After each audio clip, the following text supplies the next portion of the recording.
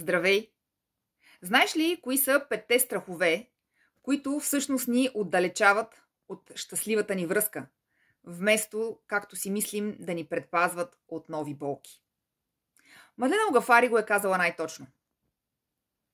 Това, което си мислим, че ни предпазва от ново разочарование, всъщност ни пази от нова прегръдка. Остани до края на видеото, за да разбереш кои са тези 5 страхове и как можеш да ги преодолееш. Казвам се Илиана и съм собственик на агенция за запознанства на семейно ориентирани хора в София Diamond Love. Страх номер 1. Изградили сме си перфектния образ и смятаме, че ако го открием, няма да преживеем нови разочарования. Помисли обаче, дали по този начин не се отдалечаваш от много нови и реални възможности. Страх номер 2.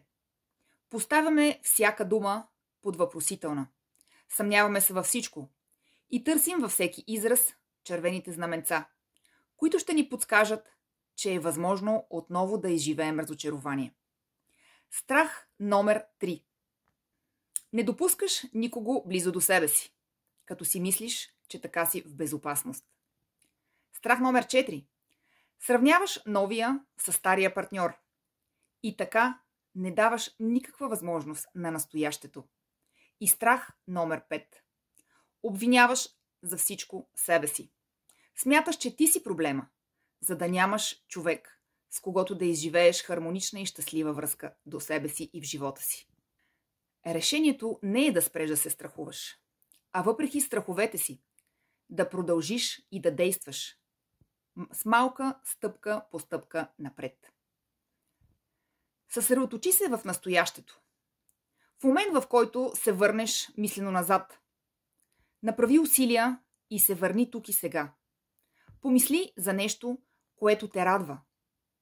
Държейки се за миналото, всъщност не даваш абсолютно никакъв шанс на настоящето да се случи. Практикувай уязвимост. Сподели нещо много лично, което таиш само вътре в себе си, с близък човек. Виж как се чувстваш. Страшно ли е? Не ти ли е по-леко, когато си споделил болката си с някой, който би те разбрал и би проявил внимание и уважение към нея? Бъди мила със себе си. Говори си така, сякаш говориш на най-добрия си приятел, който преминава през същото като теб сега. Ти не си провал. Просто не си срещнала правилния човек, който да те оцени и да те приеме такава, каквато си, с всичките ти прекрасни качества и дори с малките минуси, които всеки от нас има. Страхът винаги ще съществува, но не позволявай да управлява живота ти. Започни нова страница.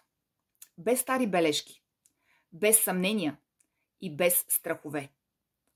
Ако все пак винаги срещаш един и същи тип човек в различни лица, помисли дали критериите, по които избираш по някаква причина, не ти носят тази болка. В някой от тях е проблема. Бъди убедена в това. Сподели това видео с приятел, който преминава през същото, за да бъдем полезни на него. И се абонирай за нашите видеа, за да получаваш нови и работещи съвети как да отключиш сърцето си. Присъедини се към агенцията ни и да го направим заедно, с подкрепа и повече възможности. Винаги е по-лесно. До скоро!